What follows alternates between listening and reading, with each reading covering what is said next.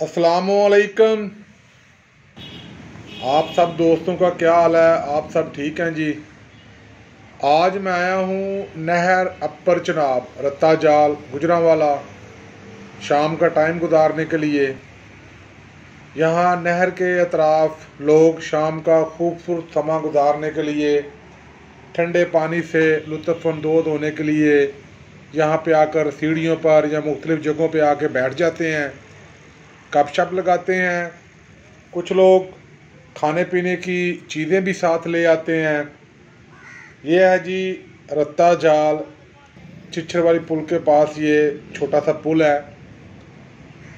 यहाँ पे बहुत ज़्यादा रश होता है, ख़ासकर गर्मियों में।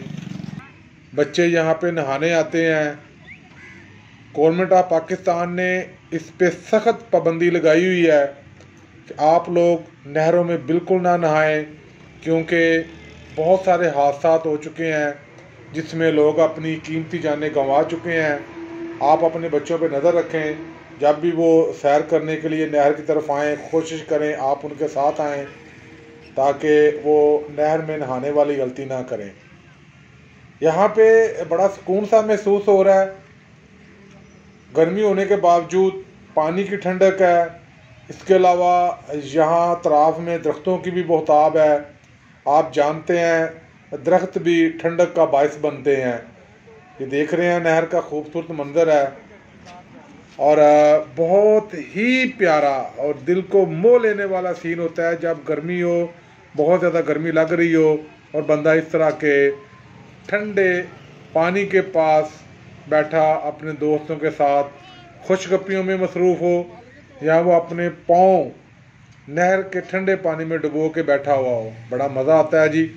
ये पुल है, पुल का नाम लिखा हुआ है और ये देखें जी पानी बड़ी मस्ती के साथ रवां दवा है अपनी मंजिल की जानब। इससे फसलें सैराब होती हैं, जो अनाज हम खाते हैं ये पानी उनमें इस्तेमाल होता है। ये आप देख रहे हैं यहाँ पे मस्जिद है, नमाज़ पढ़ने के लिए खाने पीने के कुछ ढाबे हैं, पकौड़े जलेबियाँ वगैरह। और जो यहाँ की सबसे बेहतरीन चीज़ है वो बोर्ड का दरख्त है। यहाँ पे 2 बोर्ड के दरख्त हैं जो बहुत दूर तक फैले हुए हैं और ये बड़े पुराने हैं। बोर्ड की छाँव में बैठना इसका एक अपना अलग ही मज़ा है।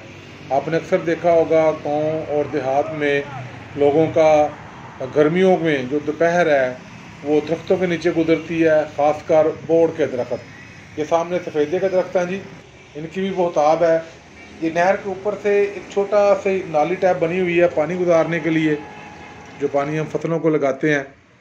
ये देखें कौवा बैठा हुआ है। कुछ खुदा तरस और नेक लोग यहाँ परिंदों के लिए दाना दुनका डाल देते हैं। अल्लाह ताला उनकी काविश कबूल फरमाए, अल्लाह ताला उन्हें इस चीज़ की जज़ा दे। ये बड़ा नेकी का काम है जी, जानवरों को पानी पिलाना, परिंदों को पानी पिलाना, कुछ खाने के लिए देना। दरख्त हैं हमारे लिए ऑक्सीजन का बाइस हैं, ठंडक का बाइस हैं। कार्बन डाइऑक्साइड ये चूस लेते हैं।